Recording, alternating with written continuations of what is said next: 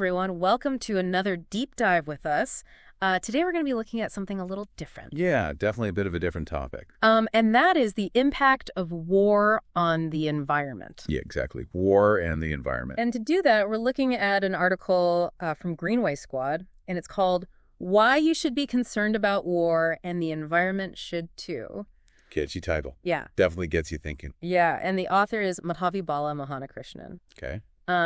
And this whole deep dive kind of gets at the idea that even if you live really far away from any kind of active war zone, you're still impacted by the environmental consequences of conflict. That's right. Yeah. It's a global issue. Yeah, it really is. And it gets you thinking, like, can a nation's efforts to protect itself actually end up harming the very environment and the people that it's supposed to be serving?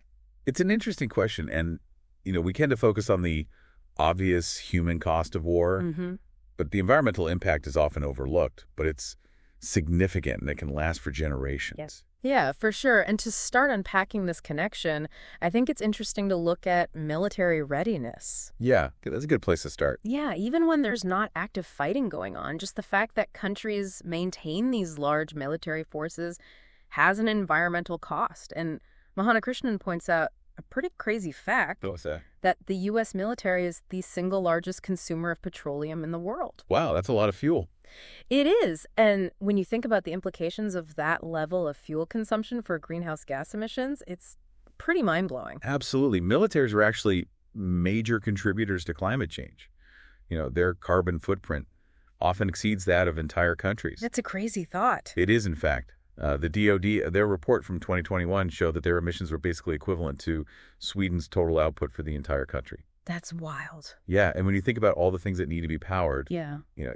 Ships, aircraft, ground vehicles, and then the manufacturing of weapons and all the technology that goes into that, it really adds up. Yeah, I mean, it's kind of hard to even wrap your head around the fact that one military force can have that kind of environmental impact. Yeah, it's a massive undertaking. It makes you think about U.S. energy policy, too, and, the potential for renewable energy sources to make a difference. Right. Could a shift toward renewables help reduce the military's footprint? And then also, what role do we have as citizens in pushing for that kind of a change? Yeah, those are all important questions to consider. Definitely. And then, of course, the environmental impact increases dramatically when we move from a state of readiness to active conflict. Oh, absolutely. And the war in Ukraine, unfortunately, is a really stark example of that. Yeah, it really highlights the devastating consequences of war for both people and the planet. Yeah, exactly. And Joe McCarthy, who's quoted in the article, he really emphasizes that, the environmental damage in Ukraine, it goes way beyond the immediate human toll. Right, and sadly, this isn't a new phenomenon either. No, it's something that has happened throughout history. Modern warfare, with its advanced weaponry and just the sheer scale of destruction, really multiplies that environmental impact. Yeah, think about the effects of the atomic bombs in Hiroshima and Nagasaki. Right, Philip Swintek, who researches this stuff at Fordham University, he called those events the two single most destructive events in human history. And the long-term consequences of that radiation and the pollution, they continue to affect those places to this day. It's just a reminder that environmental damage, it doesn't stop at borders. No, not at all. The radiation from those bombs, it spread way beyond Japan. Just deforestation in one region can impact ecosystems across continents. Yeah, you've hit on a really crucial point there, the interconnectedness of our planet. Yeah. What happens in one place, it inevitably impacts others. And that's especially alarming when you consider where a lot of conflicts tend to occur. Right, between 1950 and 2000, a staggering 80% of major armed conflicts happened in areas that are considered biodiversity hotspots. Wow. These are areas that are already facing so many threats, and they're home to some of the most fragile ecosystems on Earth.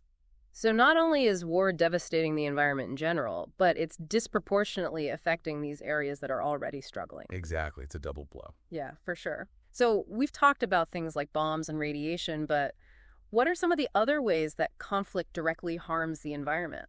Well, the article outlines a few examples. Deforestation is a big one. Mm-hmm. It's often used for tactical advantage. Oh, right, to clear out areas. Exactly. And then there's the looting of natural resources like oil and timber that are often used to fuel the war effort. It's like they're using the environment to actually wage the war. In a way, yes. And then we also see an increase in reliance on bushmeat in conflict zones because of food insecurity. Yeah, people are just trying to survive.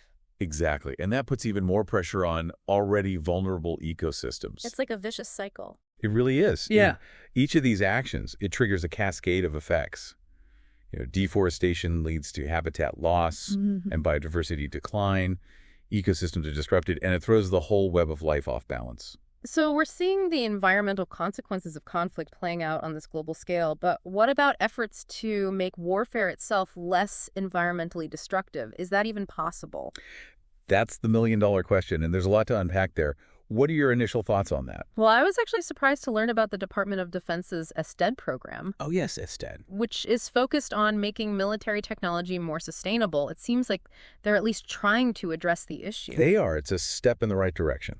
But, I mean, can a few green initiatives really offset the inherent environmental costs of war, That's a valid point, and that leads us to some really interesting and potentially controversial questions. Yeah, for sure. Like, are these efforts enough, or are they just making war seem more palatable without actually addressing the root causes? Right. And if you make war greener, does it somehow become more acceptable? And are we just shifting the environmental burden elsewhere? It's a really tricky balance. Yeah, it is. It's almost a paradox. The article doesn't offer any easy answers. It really encourages us to examine the complexities of this issue. Right. And there's no simple solution. No, definitely not. And I think that's a perfect place to pause for now. Sounds good. When we come back, we can delve into some of these specific sustainability efforts within the military and, discuss whether they're actually making a difference. I'm looking forward to it. Me too. All right, so we're back, and I'm really curious to dig deeper into these sustainability efforts within the military. Can you tell us a bit more about this STED program and what exactly are they working on? Yeah, so STED stands for Strategic Environmental Research and Development Program. It's basically an initiative within the Department of Defense that's focused on finding, innovative ways to make military activities less harmful to the environment. Okay, interesting. So what kind of projects are they involved in? Well, there's a pretty wide range. They do everything from developing bio-based cleaners and energy-efficient building tech to even exploring ways to make military training exercises more sustainable. I was reading about how they're replacing those chem lights, the chemiluminescent ones, with LED alternatives on bases and switching to PFAS-free food service where it seems like they're really looking at every little detail. Yeah, they're definitely trying to take a holistic approach.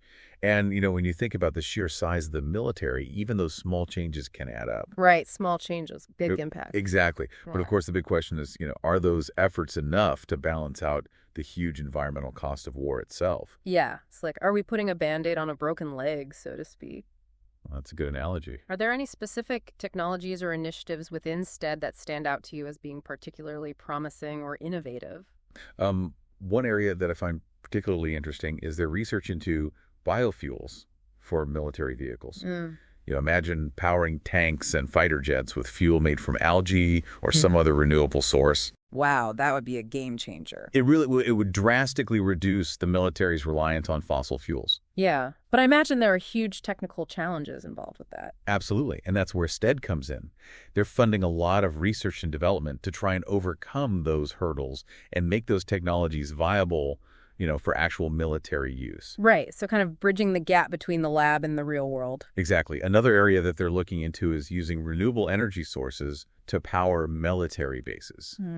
Things like solar panels, wind turbines, geothermal energy. To lessen the reliance on the traditional power grid. Right, which often relies heavily on fossil fuels. So it sounds like they're really trying to tackle this from multiple angles, but even if the military manages to reduce its environmental impact during peacetime, what about, those unavoidable consequences that happen during active conflict?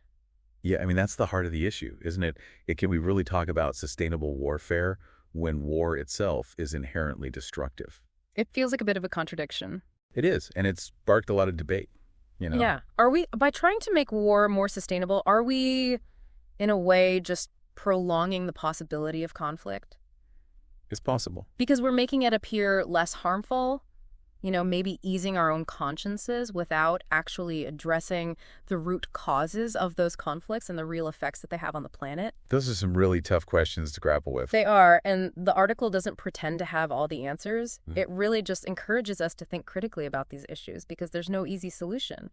Right. There's a growing movement advocating for demilitarization as the only real path to sustainability. I haven't really thought about it that way. Their argument is that if we reduce military spending and redirect those resources towards diplomacy, conflict resolution, sustainable development, those kinds of initiatives, that would have a much bigger positive impact on both humanity and the environment. Yeah, that's a really different way of looking at it, shifting resources away from the military and towards, peace and sustainability. It really challenges those traditional ideas about national security and global stability. It does. It forces us to reevaluate our priorities and consider alternative approaches. So while Sid is working on making the military greener, the bigger picture is much more complex. Absolutely. There are these larger questions about the role of the military in the world today and whether true sustainability can even be achieved without addressing those root causes of conflict and finding more peaceful ways to resolve disputes. Right. We can't just focus on the symptoms we have to address the underlying disease. Exactly. So where do we go from here? Well, I think it's important to remember that these issues aren't just abstract concepts. They directly impact people and the environment every single day.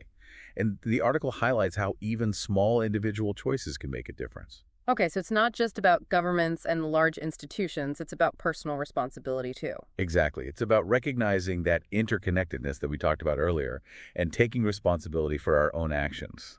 Right, so it's not about feeling powerless or pointing fingers, it's about understanding that we all have a role to play in creating a better future. And it's not about being perfect either. Yeah. It's about those small changes that, when multiplied by millions of people, can have a huge ripple effect. So being mindful consumers, reducing our own impact and having these difficult conversations. Exactly. It all adds up. Shifting our perspective from feeling overwhelmed to feeling empowered. I like that. Yeah, it's a good way to put it. So what really stuck with you from this deep dive so far? I think for me, it's the idea that we can't achieve true sustainability without addressing the root causes of conflict. It's not enough to just make war less harmful. We need to work towards a world where war is no longer the go-to solution.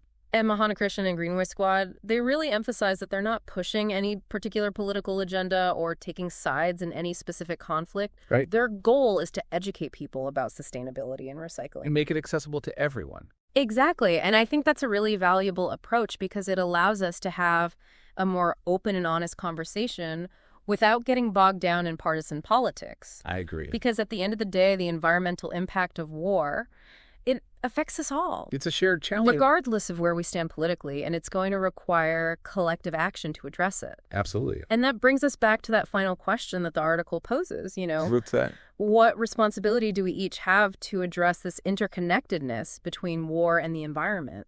Yeah, what can we do as individuals to make a difference? That's a question that's definitely going to stay with me. And I hope it encourages our listeners to think about their own choices, their actions, and find ways to make a positive impact. Me too. Yeah, it's really powerful to realize that even with these huge global problems, we can still make a difference through the choices we make, day to day. Absolutely. And it all comes back to that idea of, how interconnected everything is. We're not just acting in isolation. We're part of this bigger system.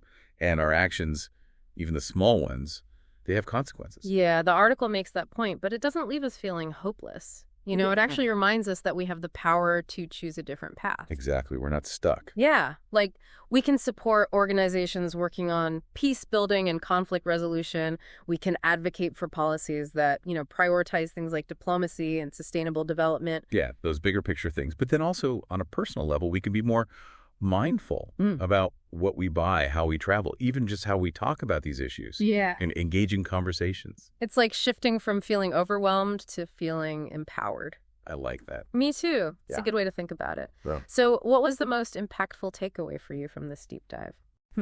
I think what really hit home for me is that we can't have true sustainability without addressing the root causes of conflict. We can't just make war greener. We have to work towards a world where war isn't the automatic solution to disagreements.